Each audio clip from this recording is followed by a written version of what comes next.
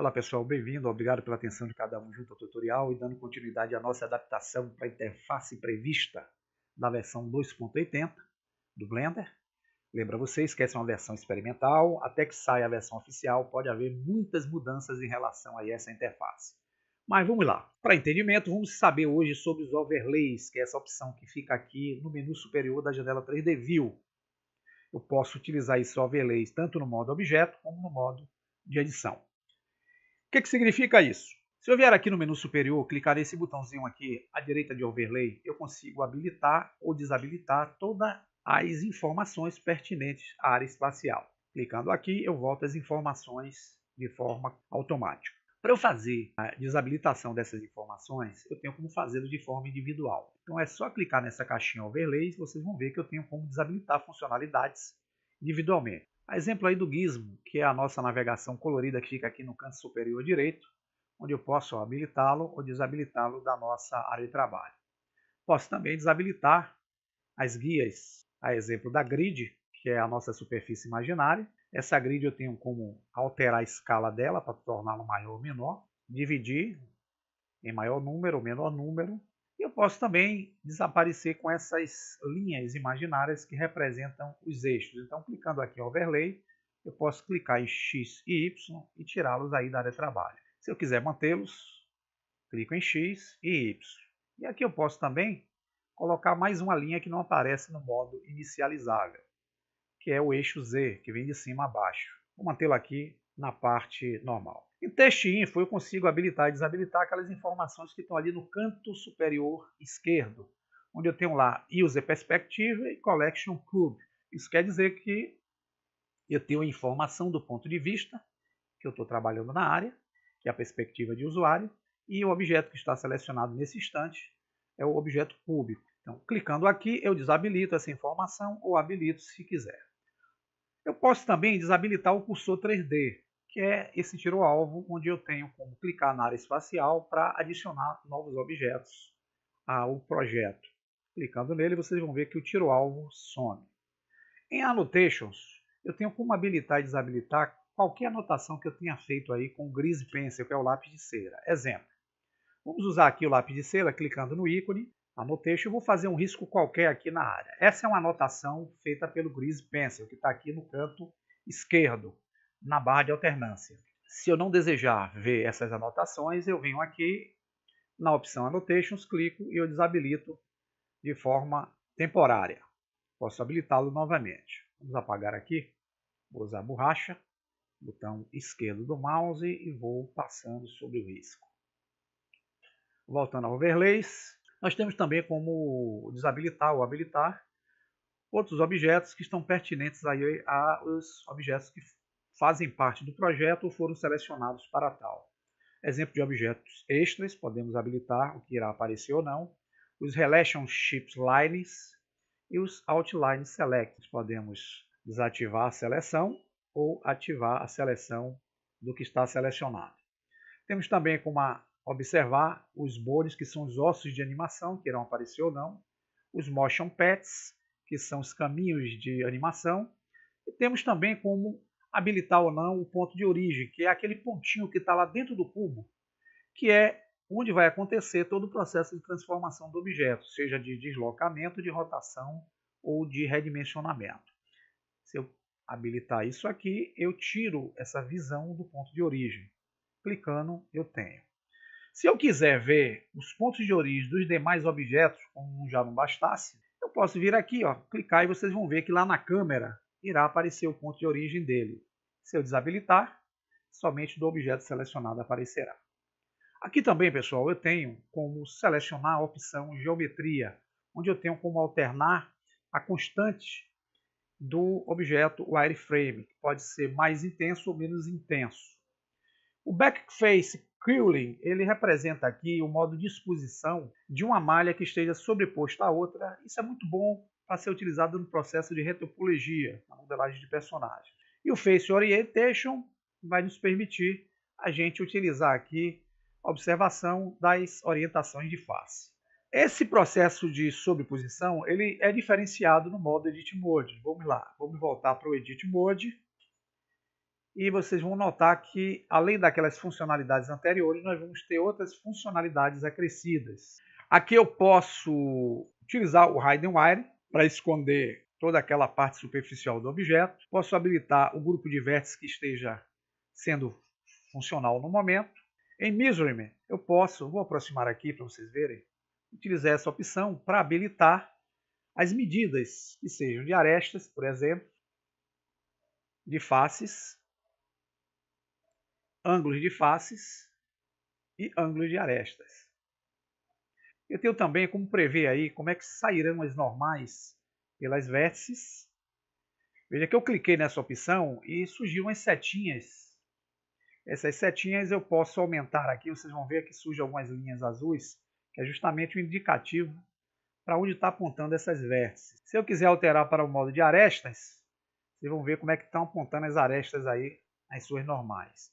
Se eu quiser apontar para as faces, vocês vão ver como é que estão saindo as faces aí, essas linhas das normais. Eu posso selecionar todas, se eu quiser também, onde eu vou ter arestas, vértices e faces, para determinar essas opções. E aqui embaixo eu tenho o Freestyle, que eu utilizar para aparecer as marcas do Freestyle e da face e das arestas referentes a essa. Vamos sair um pouquinho agora, vamos voltar para o Object Mode e vamos mudar agora a nossa atenção para o modo de Viewport. Viewport é a forma como nós vamos enxergar esse objeto aí na área de trabalho. Então nós temos aqui as Viewports sendo indicadas na parte superior. Eu posso ver o objeto pelo modo Wireframe, pelo modo Sólido, que é o padrão inicial, pelo modo LockDev, que é um padrão de visibilidade, onde os renderizadores IVAs e Cycles atuam com o material. E temos a opção renderizada, que é o projeto final de como será o nosso trabalho renderizado. Veja que nas três opções aqui, tanto a opção Wireframe, Solid e a opção LockDev, essa janelinha Shading ela vai estar disponível para nós abrirmos e vermos funcionalidades para a atuação da nossa visão do projeto. Aqui o Wireframe, por exemplo, se eu abrir o Shade, eu vou ter a opção de mudar o tema, que é o background de fundo, para a forma como está configurada lá no Word, ou a forma Viewport, onde eu posso clicar na caixinha e alternar essa cor para uma cor que eu queira utilizar de fundo aí para o projeto. Vou mantê-la aqui no preto e voltar para o tema. Eu posso também dar mais intensidade ao processo do raio-x ou menos intensidade. O Outline eu posso habilitar ou não as linhas de borda dos objetos selecionados. E o Specular Light eu só vou conseguir realmente ver o detalhe no modo renderizado. Clicando aqui na opção que é o modo sólido, nós temos essas funcionalidades de iluminação, que é o Light, de cores, de fundo e opções alternativas. Flat nós vamos ter uma luz direta. É uma luz onde não conseguimos ter uma definição exata de sombra. A luz de estúdio vai nos permitir nós trabalharmos com algumas pré-configurações. Vou clicar aqui, por exemplo. Nós vamos ter a pré-configuração Default, que é o padrão. A pré-configuração aqui, que é o Outdoor. Vamos ter a pré-configuração Soft.